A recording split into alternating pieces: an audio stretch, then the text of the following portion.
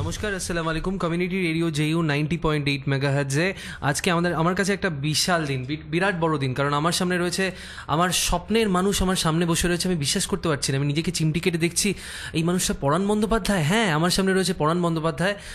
পরাণদা, আমি দাদা বলবো না কাকু বলবো না স্যার বলবো, আমি বুঝতে পারছি না।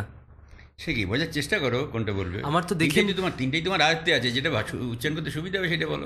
আমার মনে হয় দাদাই বলা ভালো। এই হাসিটার এত সুন্দর পোশাক দেখে দাদা ছাড়া কিছু বেরোচ্ছে না। বাহ, তাহলে ডিসিশন তো আছেই। পরন্দা, প্রথমেই আমি জানতে চাইবো যে এত দিন ধরে এমন একটা প্রফেশনে রয়েছে যেই প্রফেশনটা খুব আনসার্টেন। আজকে রাজা তো কালকে ফকির। এই এত দিন কেটে গেল মাঝখানে, এতগুলো বছর, এতগুলো বসন্ত কাটিয়ে দিলে এই অভিনয় করতে করতে সহজ ছিল রাস্তাটা? ব্যাপার হচ্ছে কি, জীবনের পথ, আমাদের মতো মানুষের জীবনের পথ, আমাদের মতো বলতে আমি সব মানুষের জীবনের পথ কখনোই কুসুমাস্তীর্ণ হয় না। সুতরাং চলার পথে উত্থান পতন এ তো থাকবেই, ডাইনে বাঁয়ে, সামনে পেছনে, তবেই তো জীবন। এই ডাইনে বাইনে উপর নিচু এই কথাটা কি মনে পড়লো, পরাণ বন্দ্যোপাধ্যায়, যে পরাণ বন্দ্যোপাধ্যায় আজকে সবার বেডরুমে তার পারমিশন ছাড়া ঢুকে যায় টিভির মাধ্যমে, সেই পরাণ বন্দ্যোপাধ্যায় একদিন কিন্তু 10টা 6টায় অফিসে ঢুকতেন, সরকারি চাকরি করতেন। তো সেই পরাণ বন্দ্যোপাধ্যায় কি করে সরকারি চাকরির মতো একটা হাতছানি, কি বলবো, সেটাকে ত্যাগ করে অভিনয় এলেন? না, আমি ত্যাগ করিনি তো। আসলে তখন তো সবাই পাস করে চাকরিতে ঢুকেছি 62 সালে, এবং আমি 38 বছর চাকরি করেছি। হ্যাঁ, যতদিন না ওরা তাড়িয়ে দেবে ততদিন পর্যন্ত আমি যাব না। আমি নিজে কেন যাব? তো আমি চাকরি করতে করতে থিয়েটার করেছি, মানে আমি 10 দিন 12 দিন 15 দিন বাইরে বাইরে ঘুরেছি, ফিরে এসে অর্ধেক মাসের মাইনে পেয়েছি। উইদাউট পে হয়ে গেছে। সুতরাং আমি এগুলো তো এমন নয় যে আমি চাকরিটা করেছি বলে ওইগুলো ভালোভাবে করতে পেরেছি, তা নয়। ওইটাকে ভালোভাবে করতে গিয়ে চাকরিটা মানে ক্ষতিগ্রস্ত হয়েছে। আচ্ছা, এই ক্ষতিগ্রস্ত হওয়ার পেছনে দায় কিন্তু অভিনয়, এই নেশাটা প্রথম কিভাবে এলো? এটা কি রক্তে ছিল? না, রক্তে কারো থাকে না এগুলো। সাধারণত একটা পরিবেশ সৃষ্টি হয়। তো সে ওই বললাম যে ছোটোবেলায় 12-13 বছর বয়সে যখন অভিনয় করতাম, আমাদের নিমাইদা ছিলেন, নিমাই সরকার, আমাদের ভালোবাসতেন খুব। তিনি বিবাহ করেননি, আমাদের নিয়ে মেতে থাকতেন সারাটা বছর। ওইখানে 2-3টা করে নাটক করতাম বছরে। করতে করতে করতে করতে ওইটাই ইন্সপায়ার হলাম। ওই ঝালাফালা, তারপরে চলচ্চিত্র চঞ্চরী, তারপরে টিপু সুলতান, এসব করেছি ওখানে। একবার 12 ঘন্টার নাটক করেছিলাম। সেই নাটকে খুব আমি পুরস্কৃত হয়েছিলাম, আমাকে একটা সোনার মেডেলও দেওয়া হয়েছিল। তারপরে আমার এক মামার বন্ধু আমাকে পরের দিন সকালবেলায় কুলে তুলে নিয়ে আদর করলেন, কাঁদলেন, আমাকে প্রণাম করলেন। আমি ভয় কাঠ হয়ে গেলাম যে এবার বোধহয় আমার প্রাণ বেরিয়ে যাবে। কারণ আগের দিন ওই ভদ্রলোককে আমি ভালো অবস্থায় দেখেছি, আজকে কেন মাথাটা খারাপ হয়ে গেল, এই মাঠে ভাবা হয়েছিল। কিন্তু ওটা ছিল ভালোবাসা, পরে আদর আর কি, ওটা প্লজ। এইভাবে হলো কি, আমি তখন দেখলাম যে শুধু শুধু কষ্ট করে পড়াশুনো করে কী লাভ হয়। অভিনয় করলে তো কত আনন্দ পাওয়া যায়, কত মানুষের ভালোবাসা পাওয়া যায়। কিন্তু ওটা তো হবে না, কারণ আমাদের তো মানুষের জীবনে তো একটাই দরজা খোলা হয় ছোটোবেলা থেকে। Primary school, junior high, secondary, higher secondary, college, university, চাকরি, বিবাহ, সন্তান উৎপাদন, পেনশন, শ্মশান। তখন বলেছিলেন পরাণ বন্দ্যোপাধ্যায়, চলো বদলাই, চলো পাল্টাই। আর সে তখন পাল্টাই বলেও পরাণ বন্দ্যোপাধ্যায় কিন্তু বিদ্যালয়, বিশ্ববিদ্যালয় স্তরেও চলে গিয়েছেন, এবং দুর্ভাগ্যবশত অ্যাক্সিডেন্টালি তিনি কিন্তু সিইউতে এমকমও পড়েছেন। সেই সময় তুমি থিয়েটার করছো, অভিনয় করছো, তখন পরাণ বন্দ্যোপাধ্যায়কে সত্যি সত্যি খুব বেশি কি বলবো আপ্লুত করেছিল রেডিওতে নাটক করার সুযোগ। তো রেডিওতে নাটক করার সেই অভিজ্ঞতা একটু যদি বলো, এবং কিভাবে এলো সেই হাতছানিটা? হাতছানি আমাকে কোনোদিনই করতে পারেনি, ওটাকে হাতছানি মনেই হতো না। আমার মনে হতো কেউ হ্যালো বলছে, আমি কাছে হ্যালো, ওই পর্যন্ত আর কি। লোভে পড়ে কোনোদিন কোথাও যায়নি। তো একবার আমি একটা ত্যাগরাজ হলে একটা নাটক করছিলাম, স্পার্টাকাস বলে। তো সেখানে আমি একটা রোল করেছিলাম, শুধু কণ্ঠ দিয়ে অভিনয় করেছিলাম। সবাই কণ্ঠ দিয়ে অভিনয় করে, কিন্তু বডি মুভমেন্ট কম ছিল। তো সেই সময় রেডিও স্টেশনের প্রডিউসার ছিলেন আর কি, one of the producers, Shukla Bandyopadhyay. তিনি আমাকে বললেন যে আপনি কালকে আসবেন রেডিও স্টেশনে। তা আমি গেলাম, এটা বললো যে ফর্মটা ফিল আপ করুন। ফিল আপ আমি করতে পারবো না, ফিল আপ করে দাও, সই করে দিচ্ছি। সইটি হয়ে গেল। তার প্রায় 2 দিন পরে একটা চিঠি এলো, অডিশনের চিঠি এলো। আমি গেলাম, গিয়ে একটা লাইন, একটা স্ক্রিপ্ট দেওয়া হলো। সেই স্ক্রিপ্টে একটা লাইন পড়েছি, বলে ধন্যবাদ। মানে সেখানে জহুরিরা ছিল আর হিরেকে চিনতে বেশি সময় লাগলো না। যাই হোক, আচ্ছা, এই হিরে সেই সময় অল ইন্ডিয়া রেডিওর সেই কি বলবো খনিতে আর অনেক হিরের সঙ্গে খেলা করতো, যেরকম প্রমোদ বাবু, বীরেন্দ্র কৃষ্ণ ভদ্র, কালী বন্দ্যোপাধ্যায়, এরকম বহু মানুষের সঙ্গে তো সেই সময় মেলামেশা হয়েছে তোমার। মেলামেশা মানে কি, বীরেন্দ্র তখন আমি একদম শেষ মুহূর্তে গিয়ে তার সান্নিধ্য পেয়েছি, আমি মানে গর্বিত তার জন্যে। বিশ্বজিৎ চক্রবর্তী চ্যাটার্জি তখন অভিনয় করতেন ওখানে। তারপরে প্রমোদদা তখন রিটায়ার করে গেছেন, কিন্তু তিনি তাকে দিয়ে তখন প্রডিউস করানো হয়। ভানুদার সঙ্গে অভিনয় করেছি, সাবিত্রী, সবাই। তো ভানু বন্দ্যোপাধ্যায়ের সঙ্গে কোনো নিজের মিল পাও নাকি কখনো? কার সঙ্গে? ভানু বন্দ্যোপাধ্যায়ের সঙ্গে নিজের কখনো কোনো মিল আছে? না, ওইটা মিল খুঁজতে নেই। তাহলে নিজে কতটা বড় হবে জানি না, ওই যার মধ্যে মিল খুঁজবে তাকে ছোট করা হয়। ওসব মানুষের সঙ্গে কখনো মিল হয়, ওদের উত্তাপ পেয়েছি আমি। কোনোদিন এটা নিয়ম অনুযায়ী ভালো করে বিশ্লেষণ করে দেখা যাবে যে কাউকে কপি করতে নেই, কারোর দ্বারা ইনফ্লুয়েন্স হতে নেই, তার অভিনয়ের উত্তাপ নিতে হয়, নিজেকে ডেভেলপ করতে হয়। উত্তাপের প্রসঙ্গে, অভিনয়ের উত্তাপের প্রসঙ্গে যখনই আমার সামনের মানুষটা কথা বলেছেন, সবসময় বলেছেন যে রেডিও তার প্রথম প্রেম, এবং রেডিওর অভিনয় সত্যি সত্যি অনেক কঠিন। কেন পরান্দা? এই জন্যে যে সেখানে তো তোমাকে মানুষ দেখতে পাচ্ছে না, সেখানে লিসনার যে তার কান হচ্ছে চোখ। সুতরাং সে যেটা শুনছে সে নিজের চিত্রকল্প নিজেই করে নিচ্ছে, অর্থাৎ নিজের সৃষ্টিতে সে আনন্দ পাচ্ছে, কারণ স্রষ্টা তখন সে, যেহেতু দেখাটা যাচ্ছে না। আর যিনি শোনাচ্ছেন তার দায়িত্ব অনেক বেশি, কারণ তিনি যেভাবে বলবেন লিসনার সেইভাবে তার চিত্রকল্প তৈরি করবে।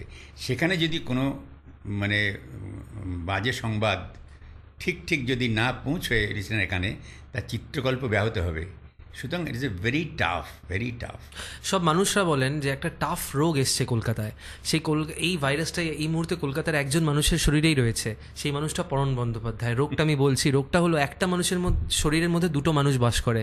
একটা মানুষ যে একটা 15 বছর কি 14 বছরের বাচ্চা, সবসময় দুষ্টুমি করে, হাসে, লোকের পেছনে লাগে। আরেকটা প্রচণ্ড ম্যাচিওর্ড একজন কি বলবো 200 বছরের মানুষ, যার এখন মৃত্যু হয়নি, সারা জীবনটা দেখেছে। তো এই 2টো মানুষ শরীরের ভেতরে এই জীবাণুটা নিয়ে তুমি ঘুরছো, তুমি কি বোঝো এটা একটা রোগ? হ্যাঁ, আমি তো জানি এইভাবে যদি অন্তত পৃথিবীর অর্ধেক মানুষ এই রোগে রোগগ্রস্ত হতো, তাহলে পৃথিবীটা আরও সমৃদ্ধ হতো। এই রোগটাকে তাহলে তাড়িয়ে তুমি এনজয় করো? হ্যাঁ, নিশ্চয়ই। এই রোগের কোনো চিকিৎসক এখনো পর্যন্ত জন্মায়নি। এই রোগের চিকিৎসক তোমার বাড়ির মানুষেরাই। তা আচ্ছা, অনেকেই জানতে চাইবে যে পরাণ বন্দ্যোপাধ্যায় বাড়ির পরিবেশটা কীরকম থাকে এবং কারা কারা রয়েছে? হ্যাঁ, বাড়িতে আমার ছেলে বউ আর আমার মিসেস। আমাদের রেডিও স্টেশনের যিনি হেড আছেন আমায় বলেছিলেন, টিনটিন পরাণ বন্দ্যোপাধ্যায়ের ইন্টারভিউ নিচ্ছ, একটাও পার্সোনাল কথা বলবে না। কেন? আমি তো আনন্দ পাই পার্সোনাল কথা বলতে। তাহলে জিজ্ঞাসা করছি, আমি এটাই শুনতে চাইছিলাম দাদা, জিজ্ঞাসা করছি যে তোমার তো প্রচণ্ড মহিলা ফ্যান, প্রচণ্ড, আর যত বয়স বাড়ছে আরও বেড়ে যাচ্ছে দেখছি মহিলা ফ্যান। তো বাড়িতে বৌদির সঙ্গে নিয়ে ঝামেলা হয় না? কেন হবে? কেন? আমি ওই লোক সামলাতে পারি কখনো? বাড়ির বৌদিকে যে সুন্দরী দেখতে, ওইরকম সুন্দরী এখন আমার চোখে পড়েনি আজ পর্যন্ত। সত্যি? মন থেকে বললে? হ্যাঁ, মন থেকে বলবে ছাড়া কি। আচ্ছা, বৌদির সঙ্গে কীভাবে প্রথম পরিচয় হয়েছিল? প্রথম পরিচয় হয়েছিল খেলার সাথী হিসেবে। একদম খেলার সাথী, তখন প্রেম জাগেনি। খেলতে যেদিন আসতো না সেই দিন মনটা খারাপ হতো। সেটা যে প্রেম তা তো জানি না। কলেজে পড়তে পড়তে মনে হলো যে এই রে ঘটে গেছে ব্যাপারটা। হ্যাঁ, প্রেম ব্যাপারটা ঘটে গেছে। আচ্ছা, 16 বছর প্রেম করেছি, তারপরে বিয়ে করেছি। তার মানে 16 বছর প্রেম, তারপরে কি বলবো, ন্যাচারাল ডেথ হয়নি, অ্যাক্সিডেন্ট হয়েছে। পরান্দা, আমি একটা জিনিস জানতে চাইবো যে প্রেমের প্রসঙ্গে, অভিনয় তো তোমার জীবনের প্রথম প্রেম। একদম। শেষ প্রেমও কি অভিনয়? না নিশ্চয়ই, এই তো আমি তো বউকে বলেছিলাম, স্ত্রীকে বলেছিলাম সতীন নিয়ে ঘর করতে হবে। কিন্তু সবাই বলে যখন কথা বলে যে একজন ভালো অভিনেতা হতে গেলে শুধু রক্ত মাংসের মানুষ হতে, মানে রক্তের মধ্যে অভিনয় থাকবে তাহলে হবে না, তাকে প্রচণ্ড শিক্ষিত হতে হবে, চারিদিকের জগৎ, শিক্ষা, সাহিত্য সম্বন্ধে জ্ঞান থাকতে হবে। তো পরাণ বন্দ্যোপাধ্যায়ের সঙ্গে কথা বলেই আমরা বুঝতে পারি যে আমরা কতটা কম জানি। তো পরাণদা, সত্যি সত্যি কি তুমি সাহিত্য, শিল্প এগুলোকে নিয়ে প্রচণ্ড সময় দাও, অনেক বই পড়ো? না, মানে ওটা বেশি বাড়াবাড়ি বলা হয়ে যাবে। কত সময় দিতে পারে একটা মানুষ? আমি তো পারি না, আমার সেরকম মানে আমি গেঁতো মানুষ। কিন্তু এটা ঠিক যে একজন পূর্ণাঙ্গ মানুষ হতে গেলে তাকে যেমন সিনসিয়ার হতে হবে, ডিসিপ্লিন হতে হবে।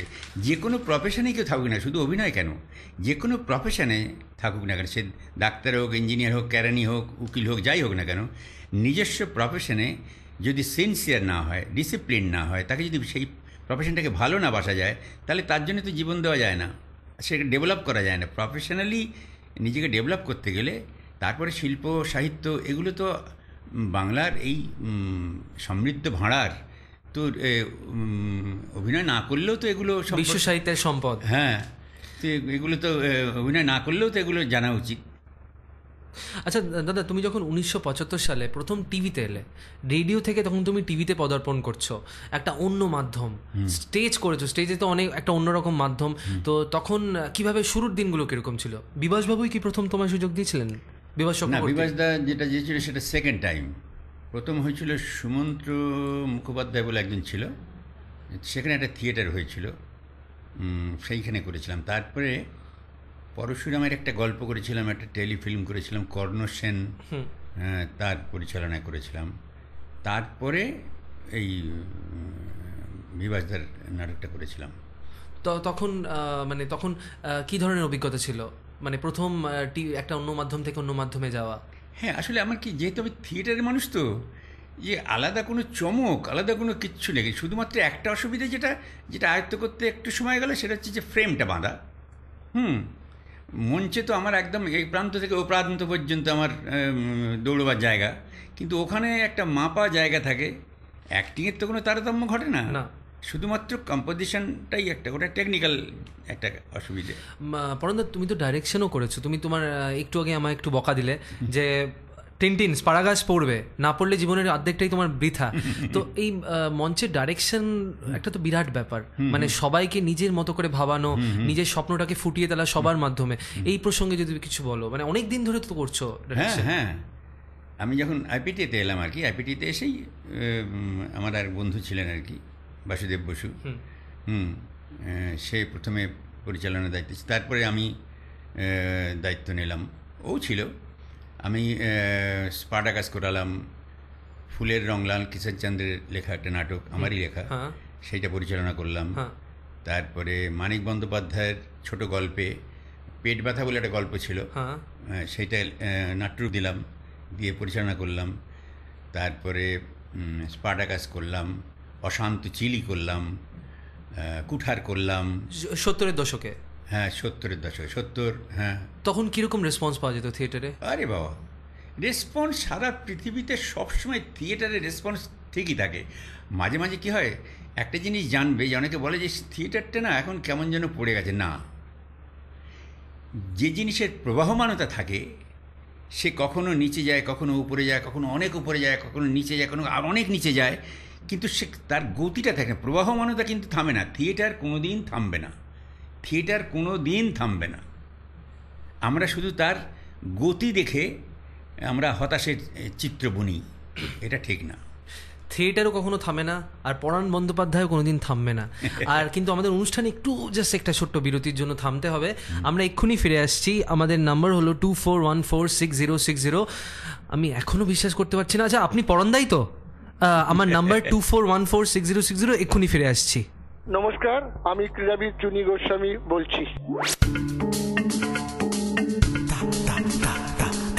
কমিউনিটি রেডিও JU 90.8 এই প্রচার মাধ্যমে এক নতুনত্ব এবং বিশেষত্ব দেখতে পাচ্ছি যে তারা মানুষের জ্ঞাতার্থে বহু জিনিস করছে। এটা অত্যন্ত আনন্দের, কারণ যাদবপুর ইউনিভার্সিটির ছাত্ররা এটাকে পরিচালনা করছেন। বিশেষ করে আমি স্পোর্টসের লোক বলে আমি মনে করি যে স্পোর্টসের এত তথ্য, এত খবর এরা জাজ করছেন, যারা আমাদের ছেলেরা অত্যন্ত মানুষেরা উপকৃত হবেন, হচ্ছেন। আমরা কিন্তু কোথায় কি হচ্ছে ক্রিকেট ছাড়াও অন্য খেলাগুলো আমরা শুনতে পাচ্ছি, জানতে পাচ্ছি। এবং সত্যি কথা বলতে কি, এই কমিউনিটি রেডিও JU এর এই চ্যানেলটি অত্যন্ত আকর্ষণীয় আমার কাছে লেগেছে। আমি ক্রীড়াবিদ চুনি গোস্বামী আপনাদের সাথে কথা বলছি। আশা করবো আপনারা এটা শুনবেন এবং বিশেষ করে সোশ্যাল প্রোগ্রাম, স্পোর্টস প্রোগ্রাম, অবশ্যই সামাজিক যেখানে দায়বদ্ধতা নিয়ে এনারা কাজ করছেন, এটা অত্যন্ত আনন্দের এবং আশা করব যে এটা লোকের কাছে আরো বেশি জনপ্রিয় হবে, এটা আমার বিশ্বাস। নমস্কার।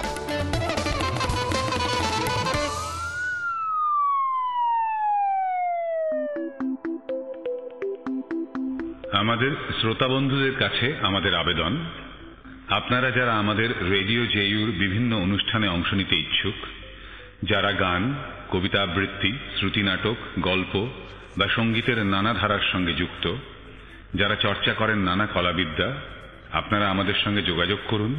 আমাদের অনুষ্ঠানে অংশগ্রহণ করতে এগিয়ে আসুন। আমাদের যোগাযোগ করার নাম্বার 24146060। আরও বিশদ তথ্য এবং রেজিস্ট্রেশনের জন্য এক্ষুনি ফোন করুন। আমি আবার বলছি, আমাদের যোগাযোগ করার নাম্বার 24146060। আমাদের সাথে যোগাযোগ করার ঠিকানা যাদবপুর বিশ্ববিদ্যালয়ে 2 নম্বর গেটের কাছে, হাই টেনশন ল্যাবের 3 তলায়, রেডিও JU স্টুডিওতে। মনে রাখবেন, এই সুযোগ আপনার কাছে আনছে শুধুমাত্র কমিউনিটি রেডিও JU, যাদবপুর বিশ্ববিদ্যালয় নিজস্ব radio station.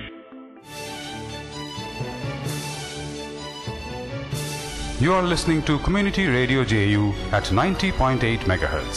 The radio station is a part of the Technical Education Quality Improvement Program of Jadavpur University. This station is dedicated to alternative programs to serve various community needs.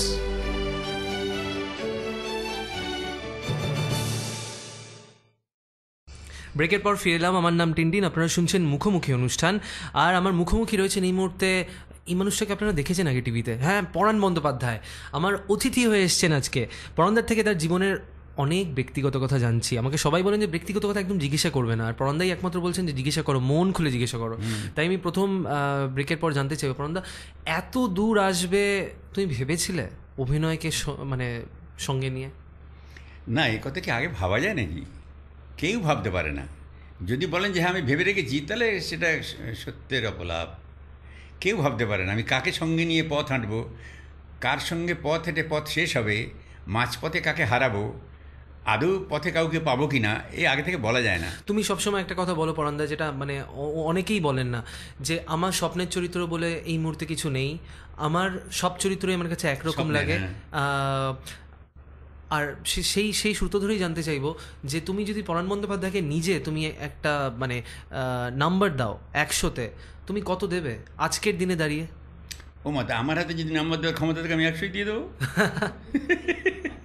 তো ভবিষ্যৎ নিয়ে তোমার পরিকল্পনা, মানে আজ বড় পর্দায় কাজ করলে, ছোট পর্দায় কাজ করলে, এর পরে কি, এর পরবর্তী বড় পদক্ষেপ কি হবে পরাণ বন্দ্যোপাধ্যায় জীবনে? পদক্ষেপের কোনো ব্যাপার নেই, আমি ওইভাবে পদক্ষেপ রাখি না।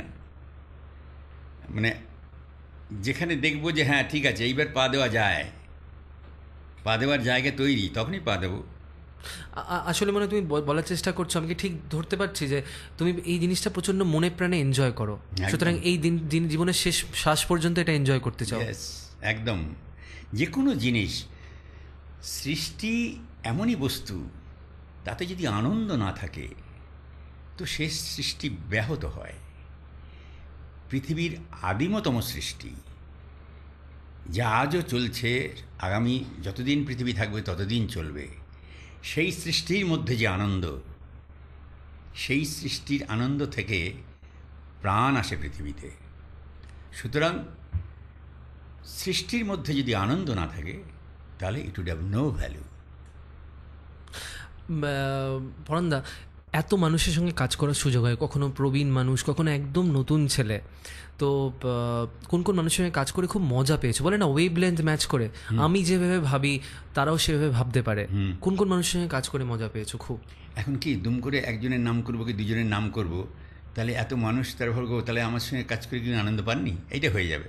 আমি কাজ করে সবার সঙ্গে আনন্দ পাই, মানে আনন্দ পাই মানে কি, এমন যারা ফ্রেশার, যে নতুন যারা আসছেন তারা অভিনয় করতে গিয়ে শক্ত হয়ে যাচ্ছেন।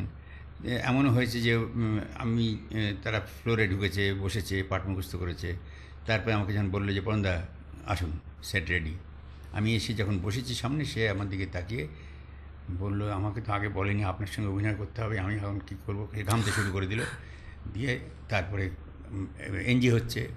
আমি তখন বুঝলাম যে কমফোর্টেবল করতে হবে। হ্যাঁ, এইবার ওকে আমি জড়িয়ে ধরলাম, টাচ করতে হবে সবসময়, তাকে স্পর্শ করতে হবে। হ্যাঁ, স্পর্শ করতে হবে, স্পর্শ না করলে ভয় ভাঙবে না। এবার জড়িয়ে ধরে বললাম বলো আমরা দুজনে মিলে তো একটা কাজ করব, তুমি আমি আলাদা কিছু তো না, ভয় পাওয়ার কোনো কারণ নেই, বলো তুমি তো বলছিলে। আমার মনে হয় এই ভালোবাসাটা তুমি মানুষকে দাও বলেই আপা মোর বাঙালি 8 থেকে 80 পরাণ বন্দ্যোপাধ্যায়কে ভালোবাসি। পরাণ বন্দ্যোপাধ্যায় এই ভালোবাসা অনেক সময় একজন সেলিব্রিটিকে ফ্যাসাদেও কিন্তু ফেলে, তোমাকে ফেলেনি, এটা হতে পারে না। না, ফ্যাসাদে মানে কিছু মানুষের এই বৈচিত্র্য আছে বলেই তো, সব মানুষ তো একরকম নয়। আমি যে বাইরে যখন যাই তখন যেমন একটা কোথাও গিয়ে হয়তো তাদের সঙ্গে হাত মেলাতে হবে, ছুঁতে হবে, অসুবিধে আমার হয় না, বরং আনন্দ পাই এই জন্যে যে আমি যখন অভিনয় করে এই মানুষগুলো দেখেন, এবার তাদের মাঝখানে যখন এসেছি তখন বুঝতে পারছি যে কত ভালোবাসা আমি আমার প্রাপ্য। তাদের তো স্যাটিসফাই করতেই হবে, কারণ তাদের না থাকলে আমার এত কিছুর তো কোনো মূল্যহীন সব। তারই মধ্যে কেউ কেউ হয়তো একটু বাড়াবাড়ি করে ফেলেন, সে তার মধ্যে তো এতটুকু ভালোবাসার আতিশয্য আছে, নইলে সবটাই তার পাগলামি নয়। পাগলামি প্রসঙ্গে একটা কথা মনে পড়লো, পরাণ বন্দ্যোপাধ্যায় যে পাগল এটা সবাই জানে, মানে সে যে কোনো বিষয় হোক সে পাগলামি থাকেই তার। এবার পরাণদা, তোমার বাড়িতে যদি একজন চোর রাত্রিবেলা ঢুকে তোমার যেখানে ভিডিও সিডিগুলো থাকে, সিনেমার সিডিসগুলো থাকে, সেখানে হাত দেয়, সে তোমার কোন প্রিয় ছবিগুলো একদম প্রথমেই পাবে? মানে অল টাইম ফেভারিট পরাণ বন্দ্যোপাধ্যায়ের ছবি, সিনেমা কিছুই পাবে না। তোমার সিনেমা, পুরোনো সিনেমা দেখো না? তাহলে সময় গান শুনে কাটে। হ্যাঁ, তোমার মানে তুমি তো গান নিজেও খুব ভালো গাও। না, ভালো গাই বলা যাবে না, সেটা বাথরুমে গিয়ে শুনতে হয়। সেটা আমি তো আত্মরক্ষার্থে গান গাই, কিন্তু সঙ্গীত শিল্পী নই। তুমি রবীন্দ্রসঙ্গীত তো খুব ভালোবাসো। রবীন্দ্রসঙ্গীত ভালোবাসে না, এখনো বোধহয় জন্মায়নি পৃথিবীতে এখনো পর্যন্ত, বা জন্মালেও এখনো জ্ঞান হয়নি। কোন কোন শিল্পীর গান তোমায় খুব টানে? আমার একমাত্র মানে যেমন ধরো আমি এস.ডি. বর্মন আমার ভীষণ প্রিয় শিল্পী, তারপরে মান্না দে, তারপরে রফি সাহেব, কিশোর, সবাই যাদের ভালোবাসে আমিও তাদের ভালোবাসি, তবে বিশেষভাবে এস.ডি. বর্মন। আর যেদিন ছুটির দিন থাকে, কোনো কাজ থাকে না, সেরকম দিন তো থাকেই না আমি জানি, তাও যদি 2-1 দিন হয় বন্ধ ঠন্ধের দিনে, সেদিন বাড়িতে কি খাবার রাঁধতে বলো বৌদিকে? ওগুলো আমি কিছু বলি না, রান্না মানে এইটা করো সেটা করো, আমার কোনো বায়না নেই। তোমার তো বাঙালি খাবার খেতে ভালোবাসো একদম। পোস্ত, হ্যাঁ, মাছ, বিউলির ডাল, আলু পোস্ত, দারুণ। মাছ তো বটেই। পরাণ বন্দ্যোপাধ্যায়কে ইমপ্রেস করতে চাই আমি। পরাণ বন্দ্যোপাধ্যায় উইক পয়েন্ট কি, যেটাতে আমি আঘাত করলে পরাণ বন্দ্যোপাধ্যায় একদম গলে যাবেন? সেটা গান প্রশংসা করে করা যায় না, তাহলে কি হতে পারে? গান। হ্যাঁ, উৎপল দত্ত, দিলীপ কুমার তোমার প্রিয় অভিনেতা। একদম একদম। উৎপল দত্তের সঙ্গে কাজ করার অভিজ্ঞতা আছে? কি শিখেছো পরাণদা? বাবা, উৎপল দত্তের কাছে কি শিখেছি এই মুহূর্তে, আমি তো কম সময় ছিলাম। আমি কোয়েশ্চেনটা বরং বলি যে বহু মানুষের থেকে অনেক কিছু শিখেছো তুমি, সেরকম কয়েকজন মানুষ যাদের কথা খুব মনে পড়ে, যারা হয়তো আজকে নেই কিন্তু অনেক জিনিস শিখিয়ে দিয়ে গেছে সারা জীবনের জন্য। হ্যাঁ, থিয়েটারে উৎপলদা তো একটা কি বলবো, অত বড় লেজেন্ড আমার সামনে আর কেউ আছে বলে মনে হয় না, মানে হ্যাঁ একটা প্রতিষ্ঠান। হ্যাঁ, মানে কি নেই ওই মানুষটার মধ্যে। উনি বলতেন যে একজন পরিচালক হতে গেলে তাকে ভালো ইলেকট্রিশিয়ান হতে হবে, লাইটম্যান না, ইলেকট্রিশিয়ান হতে হবে।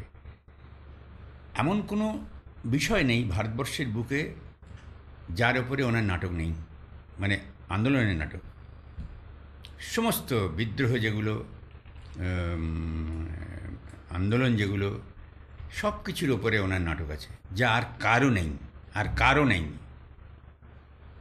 আর তারপরে হচ্ছে মজার মানুষ, মানে পর্দার পেছনেও একটা অদ্ভুত মানুষ, সাংঘাতিক মানুষ, মানে ভাবা যায়, মানে এত সুন্দর হিউমার।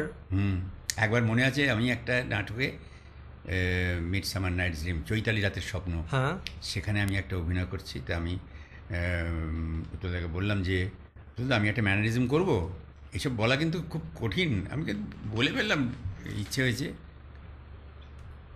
উনি বলো। মানে বোঝাই যাচ্ছে যে এত মানুষের থেকে শিখেই আজকে এত সমৃদ্ধ, আর সেটা মানে উঁচু গলায় বলতে পারে কটা মানুষ।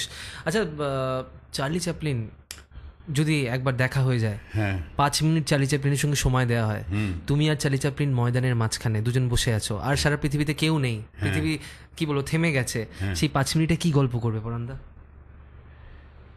এটা আমি তো রোজ গল্প করি, কারণ আমার যে ঘরটা আছে যেখানে আমার সব জিনিসপত্র থাকে, সেখানে চার্লির একটা শুধু স্কেচ আছে, চোখটা চাওয়া আছে, গোপনীয় চাউনি আছে, তার সঙ্গে আমি রোজই গল্প করি। সুতরাং 5 মিনিটের কোনো প্রশ্নই নেই। সেই মানুষটা থেকে কিছু শেখা গেছে? ও বাবা, সারা পৃথিবীর মানুষ শিখছে, আমি শিখবো না? এই হাসিটাই মনে হয় পরাণ বন্দ্যোপাধ্যায়কে পরাণ বন্দ্যোপাধ্যায় করে, হি হি হি। আচ্ছা পরাণদা, তুমি তো অনেক পুরস্কারও পেয়েছো, শুধু প্রশংসা নয়, পুরস্কারও। তো আনন্দবাজার আনন্দলোক পুরস্কার পেয়েছো তুমি উত্তম পুরস্কার পেয়েছো, BFJ অ্যাওয়ার্ড পেয়েছো, এত পুরস্কার। তো বাড়িতে পুরস্কারগুলো কীভাবে ইন্সপায়ার করে? সেই থালা বাসনগুলো? হ্যাঁ, মজা লাগে, আনন্দ লাগে। মাঝে মাঝে মনে হয় যে আমি যখন থাকবো না তখন এগুলো থাকবে। হ্যাঁ, তখন আমার উপস্থিতি ধ্বনিত হবে এখানে। কেউ কেউ আসবে, দেখবে, বলবে, তারপরে আমি যা নয় তাই লিখবে, এসব ভাবি আর কি।